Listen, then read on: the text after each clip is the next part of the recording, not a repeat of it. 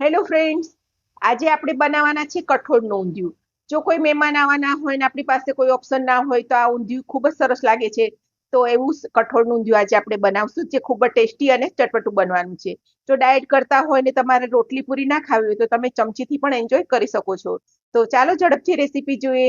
Channel પર નવા હોય તો સબસ્ક્રાઇબ જરૂરથી કરજો.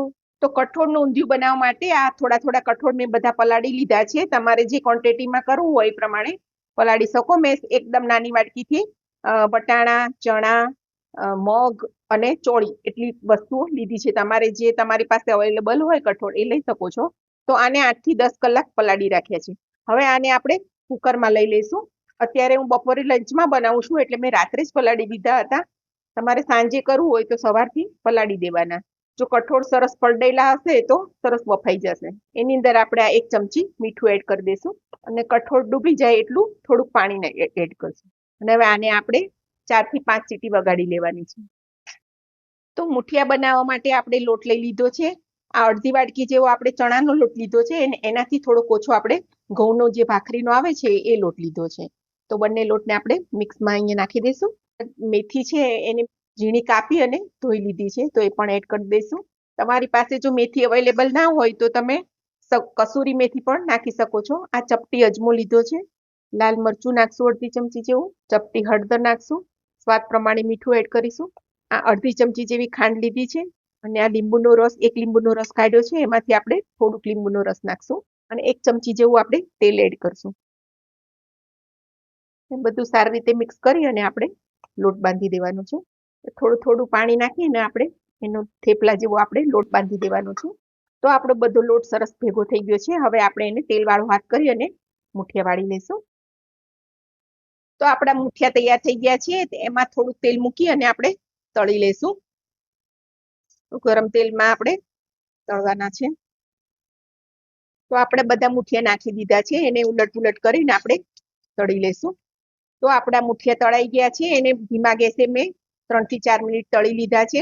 પાછા આપણે એને કઠોળના શાકમાં નાખશું એટલે આપણા પાછા બફાઈ જશે. તો હવે આપણે એને કાઢી લઈશું. તો આપણા કઠોળ બધા બફાઈ ગયા છે.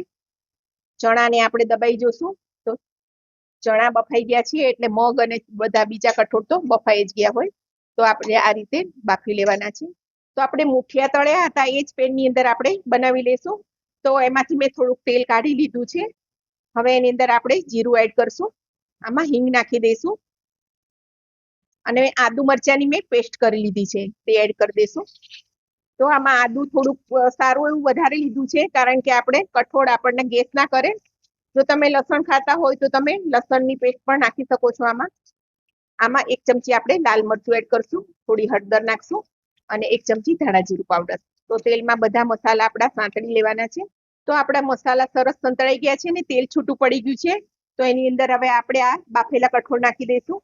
જો એની અંદર થોડું પાણી હોય તો પાણી સાથે જ આપણે નાખી દેવાના. તો આ મેં ઊંધિયાનો મસાલો લીધો છે. તમારી પાસે જો ઊંધિયાનો મસાલો ના હોય તો તમે ગરમ મસાલો, થોડો કિચન કિંગ મસાલો અથવા તો સબ્જી મસાલો એવો કોઈ મસાલો પણ તમે એડ કરી શકો છો. હવે આપણા મસાલા સારી રીતે મિક્સ થઈ ગયા છે. તો એની અંદર આપણે થોડું પાણી એડ કરી દઈશું. તો આપણે અડધો કપ જેવું પાણી નાખી દીધું છે. હવે એને થોડી વાર ઉકળવા દેશું. હવે આપણું શાક ઉકળી ગયું છે. તો એની અંદર આપણે આ મુઠિયા નાખી દઈશું અને થોડીક વાર ઢાંકી આપણે અને એને બફાવા દઈશું. જો મુઠિયા અંદર બધું મસાલો ચડી જાય. તો થોડીક વાર થઈ ગઈ છે અને આપણા મુઠિયા અંદર ચડી ગયા છે. તો આપણે હવે એની અંદર આપણે થોડોક અડધી ચમચી જેવો ગોળ નાખવાનો છે અને અડધી ચમચી જેવો લીંબુનો રસ નાખી દઈશું. ગોળ ઓગળે ત્યાં સુધી થોડીક વાર એને ગેસ ઉપર રાખી અને ઉતારી લેવાનો છે. આપણે કઠોળમાં બાફવામાં મીઠું નાખ્યું તો પછી મીઠું નથી નાખ્યું, તો આપણે પાછળથી હવે અડધી ચમચી મીઠું એડ કરીશું. સ્વાદ પ્રમાણે તમારે ચાખીને મીઠું નાખવાનું છે, કારણ કે આપણે કઠોળમાં બાફવામાં નાખ્યું હતું અને મુઠિયામાં પણ હોય છે. તો આ સમયે ટેસ્ટ કરી અને તમે મીઠું એડ કરી શકો છો. હવે આપણું ઊંધિયું તૈયાર થઈ ગયું છે. મુઠિયા પણ એકદમ સરસ બફાઈ ગયા છે. થોડીક વાર એને ઢાંકીને રાખી દઈશું અને પછી સર્વિંગ બાઉલમાં લઈ લઈશું.